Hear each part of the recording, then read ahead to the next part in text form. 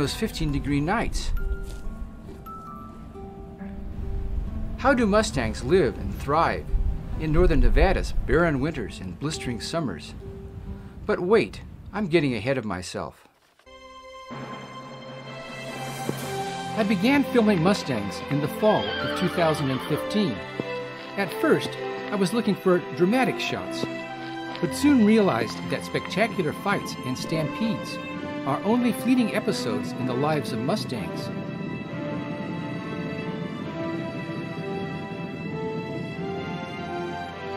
The more I watched, the more I questioned. How much do they eat? How long do they live?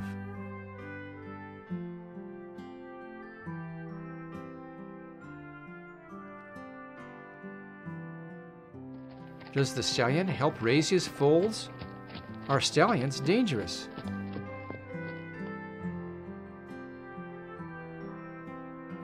Books gave some answers, but Mustangs themselves were the best source of knowledge.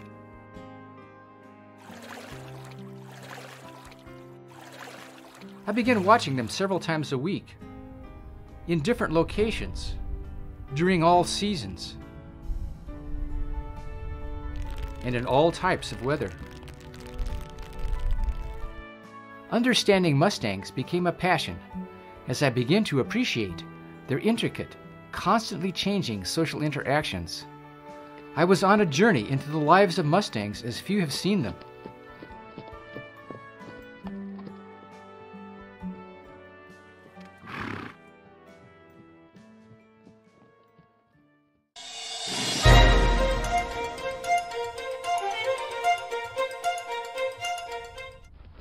Mustangs reach full adult height at 4 and live about 20 years.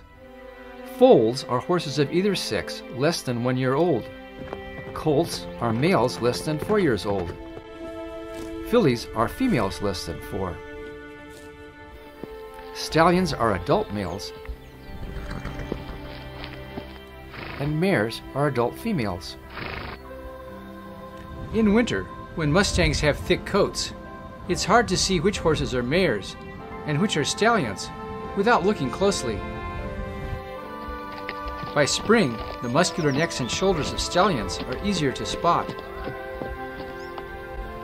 Nevada Mustangs aren't a separate breed because they descend from abandoned and escaped horses of different breeds. They come in many colors: bay, chestnut, palomino, paint, black, and roan, which is brown or black mixed together with white. Adult Mustangs weigh 1,000 pounds and need to eat the equivalent of 10 pounds of hay each day. They have relatively small stomachs and drift across the landscape, eating as they go. Here's a Mustang's skull. These incisors are angled outward to clip plants very close to the ground. There are no teeth in this area. These are the molars.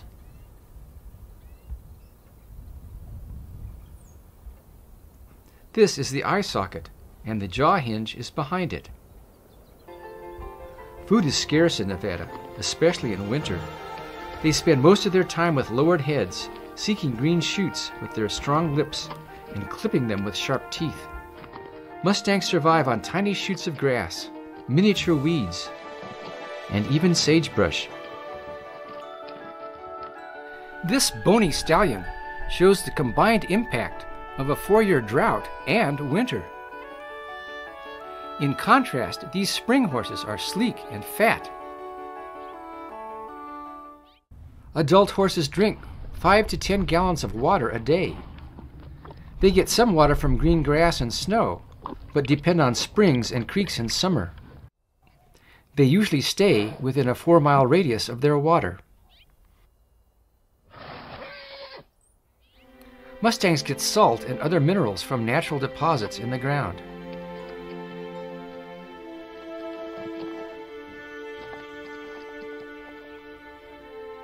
Horses' eyes are larger than the eyes of any other land mammal, and they see in every direction except directly behind.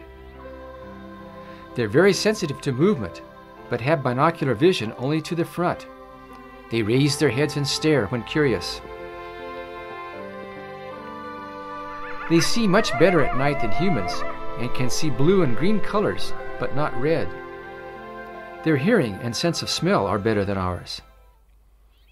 These colts are using vision, hearing, and smell to investigate me. They approach closely if I stay perfectly still, but shy away at the slightest movement. After an inspection, they move away and ignore me. This lip curling is called the Flehmen response, and it enhances their ability to smell. Mustangs don't seem to have much on their minds. They placidly eat, stand, or lie until some physical need or instinct prods them into action. Experts say horses aren't as smart as dogs, or even birds. These horses strayed into an alfalfa field, and then onto a road, leaving a mare in the field behind a fence.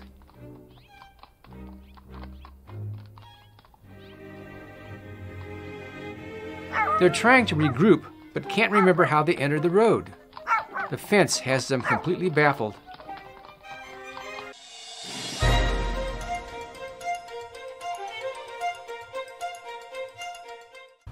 Mustangs have a strong herd instinct and live together year-round. The smallest herd is a family group of a stallion, his harem of several mares, and their foals. Colts and fillies live with their family until about age 2. Family groups are often part of larger herds, ranging around a source of water. Stallions in large herds maintain some space around their families and keep their mares and children from wandering into other families. The location and composition of multifamily herds changes from day to day as mustangs graze over their ranges. Horses are prey animals who shared their prehistoric world with saber-toothed tigers, great bears, and later men who hunted them. Their strongest instinct is to run when surprised or threatened.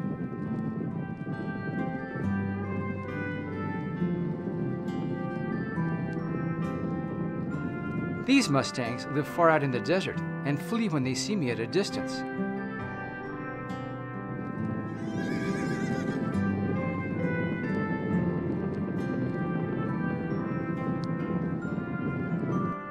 It's sometimes possible to approach wary mustangs by waiting until they begin eating and then edging forward. But not these. They can only be approached by creeping up ravines and staying out of sight.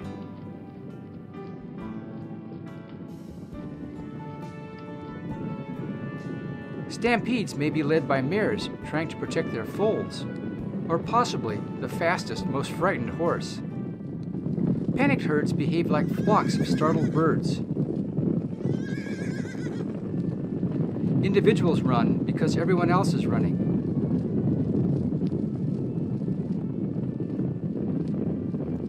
Once started, they may run for a mile or more.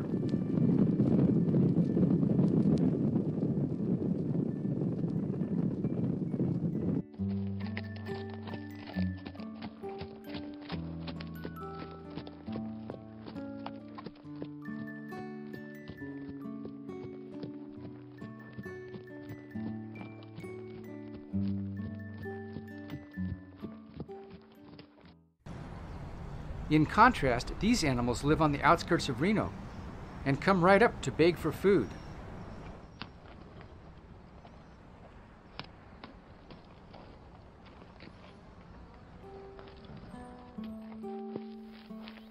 But all mustangs are wild in the sense that they are untrained and uncared for, living as their ancestors did millennia ago.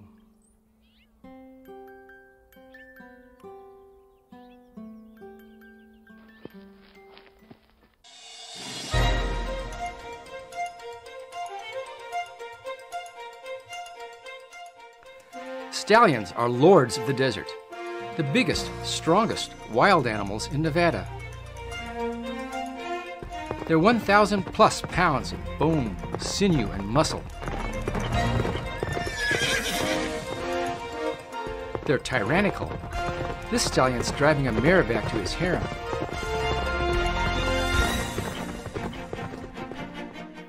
They're protective. I've gotten too close to this foal. Her stallion's coming to warn me away and move her to safer ground. And they're vicious. Stallions are driven by instinct to defeat other stallions, acquire a harem of mares, and father many foals. Competition for mares is intense, and stallions don't reach peak strength until about 6 years of age. Fighting stallions can inflict grave wounds or even kill one another. Many stallions bear the scars to prove it. This stallion has a big chunk bitten from his side. This one has fresh wounds on his neck. Stallions use aggressive displays to confront rivals without deadly combat. Many challenges and responses center around piles of droppings, known as stud piles. This sequence is typical: approach, sniff, and display. The prevailing stallion adds his dung to the top of the pile.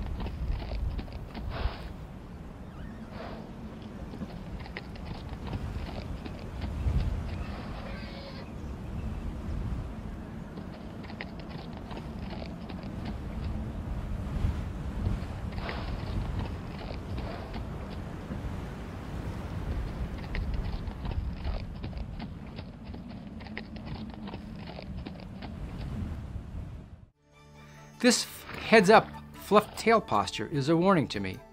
Stallions don't usually attack humans, but the more I watch, the more I fear them. I approach slowly, avoid aggressive postures, and move quietly away if I make them nervous. Herd stallions are always on the alert. Competitors lurk near herds, looking for an opportunity to dash in and mate or steal mares. They stay between their families and interlopers as they defend an ever-changing space around their continually moving herds.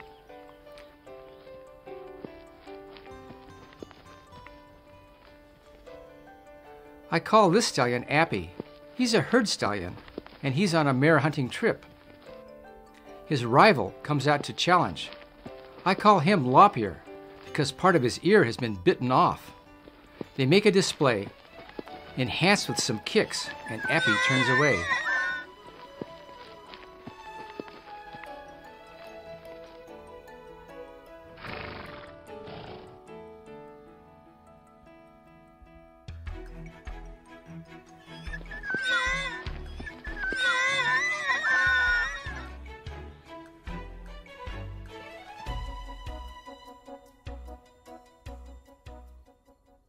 Now the roles are reversed.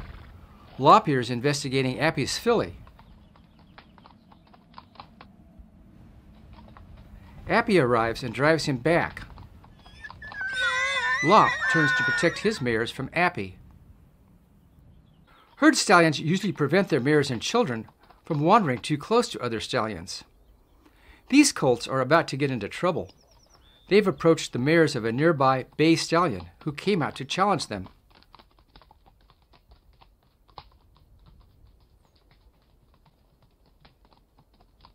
The colt's black father arrives. The two stallions make displays, and the bay returns to his mares.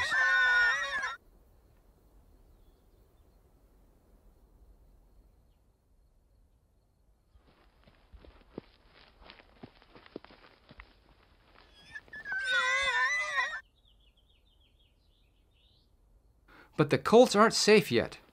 Their father lowers his head, making a threat display. The colts know a painful bite is on the way and run back to their own herd.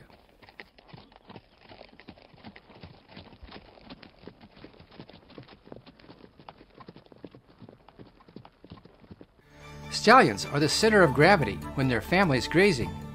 They keep mares from straying too far with a head down, ears back posture.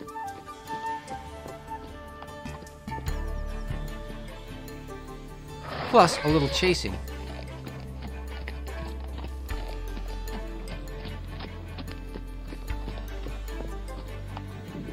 Panicked mares can lead stampeding herds away from threats, but stallions control most other movements. They set or approve the general direction of movement and follow to make sure no one strays.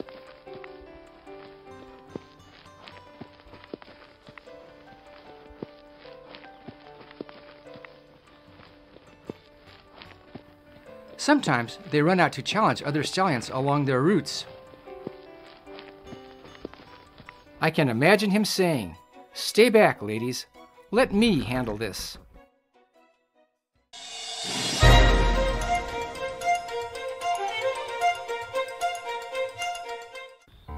Mares live in family groups. New families are created by stallions, who either collect fillies driven from their birth herds or steal mares from other stallions. Families of mares are relatively stable and remain together if new stallions take over their herd. Mares have their own social hierarchy and establish their status with occasional kicks and bites. They'll also attack mares from other families that drift into their space. Mares don't make obvious threat displays like stallions, so it's harder to see which is the top mare. Dominant mares often lead their herds to food or water. Mares can bite and launch vicious kicks without warning. This one's making me nervous. She follows even when I move quietly away and gets very close. Maybe she's just curious, but I don't trust her. Go away! Get away! Go away! Nice horse, go away! Mares spend their days eating, nursing their foals, and loafing. They're usually eating with their heads down, and not as interesting to watch as stallions. Their most important activities inside their body, where they're making foals.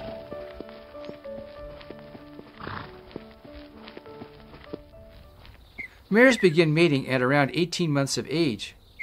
They have an 11-month gestation period and come into heat soon after their foals are born. As a result, mares are pregnant for most of their lives. Spring is the most active time for mating, but it also occurs in other seasons. Foals weigh 100 pounds at birth.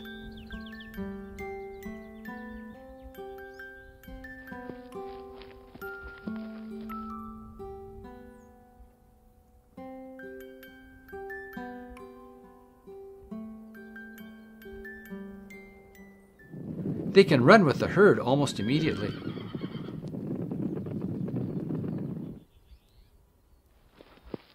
Mothers are especially protective of new foals and keep other family members away for the first few days.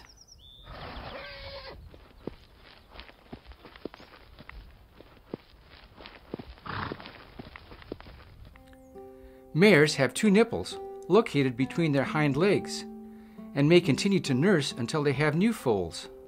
Foals are born with milk teeth and eat grass in addition to nursing. They take lots of milk breaks. Like human babies, foals need lots of naps. Nothing cheers me more than seeing a new foal.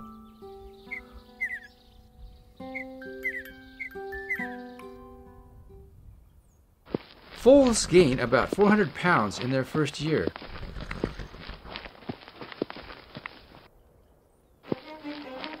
Colts are playboys of the desert, frolicking and sparring to hone the fighting skills they'll later need to win and keep mares.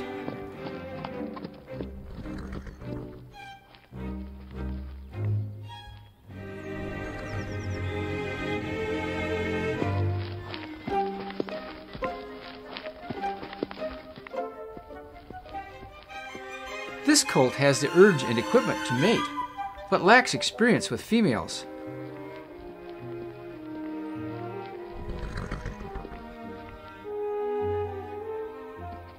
His half-sister's not in the mood. She runs to her mother.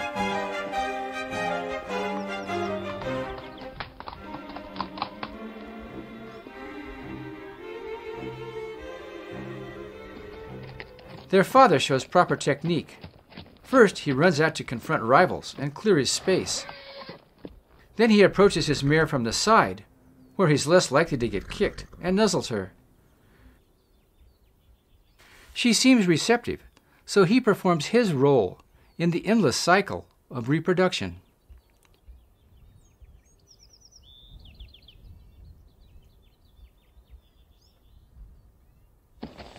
In general, herd stallions drive their colts and fillies away when they're about 2 years old, which reduces inbreeding, but I've seen lots of variability.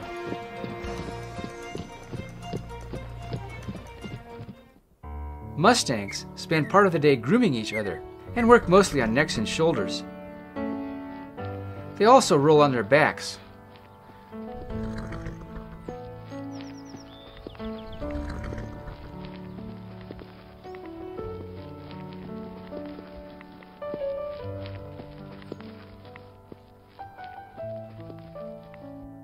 This muddy, weedy colt has been rolling in a puddle of water.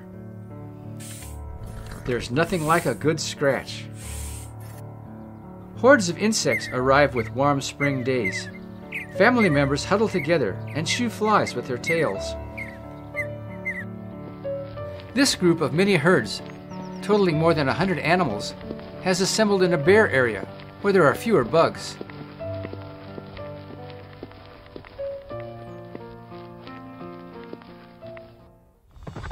Stallions establish spaces around their families, and soon it's nap time.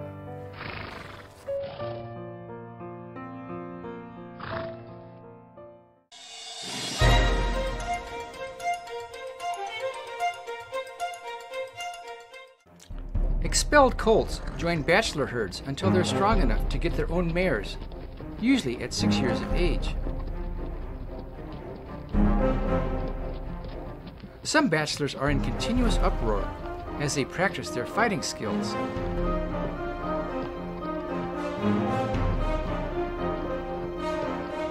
The matches are mostly playful, but real violence can also erupt.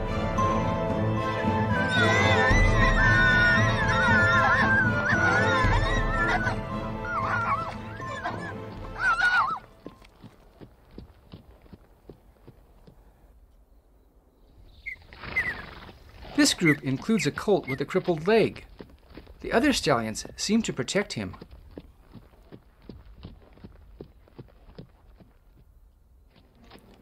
Bachelors have several ways of getting mares. Perhaps the easiest is to pick up fillies who've been driven from their birth herds. This buckskin stallion's approaching a filly.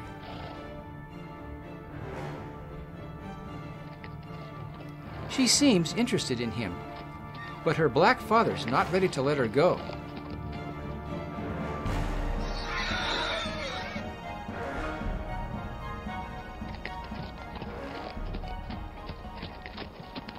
The buckskin follows, and the black stallion makes a weak defense. Maybe he senses that it's time for his daughter to leave.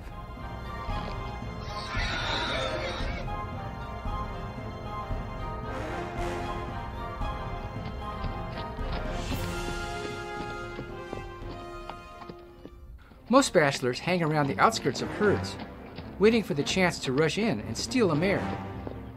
They can also try to defeat a herd stallion and take over his harem.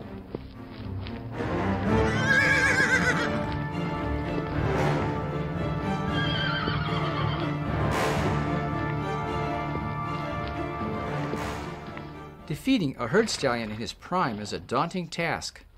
These Mustangs are fearless, aggressive, and skilled at fighting. Here's Lop-Ear, trotting out to confront a group of bachelors. All but one wisely move away as he approaches. A fine-looking paint decides to challenge. They posture, and Lop-Ear executes a quick, perfectly aimed pivot kick, which hits the challenger in the jaw.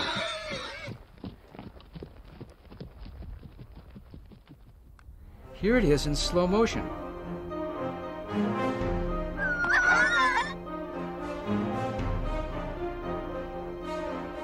The pivot and kick actually took less than a second, and my natural instinct to fear stallions grows stronger.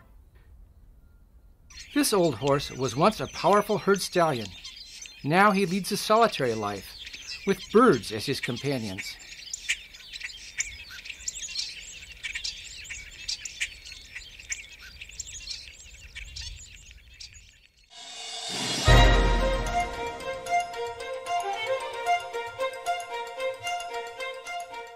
Mustangs are individuals with distinct personalities. This horse is the model of a herd stallion. He moves his family to good feed, keeps other stallions away, and, judging from the arrival of 3 foals in 6 weeks, does all that a stallion should do. This odd family includes 2 scarred stallions, a scruffy scarred mare and her filly. The buckskin's very aggressive towards neighboring stallions, but the bay dominates mating with the scruffy mare. They're in constant turmoil, the wife-biting trash of Mustangs.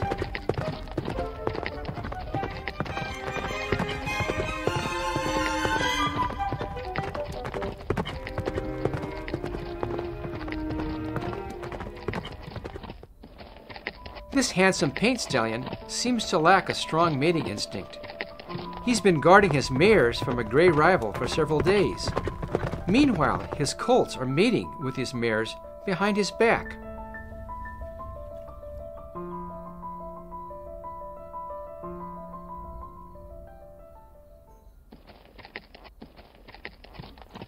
This is the saddest thing I saw.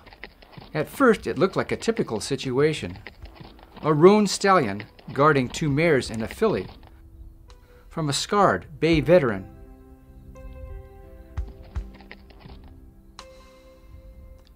Then I saw the stallion roughly herd a foal from the area.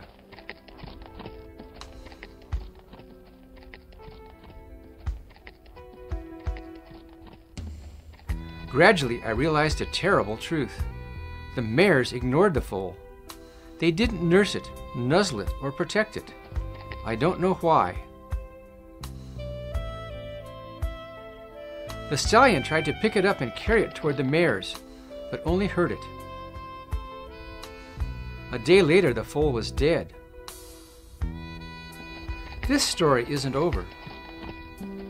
Here's the veteran herding one of the mares, not away from her herd, but back toward it. The mare refuses to return, and the veteran follows her.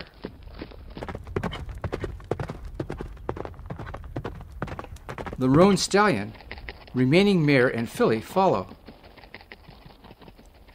The roan stallion's reign as Lord of the Desert has been a disaster. He's lost a foal and his harem. The veteran and strong-willed mare are new rulers of the herd. I've filmed Mustangs through fall, winter, and spring.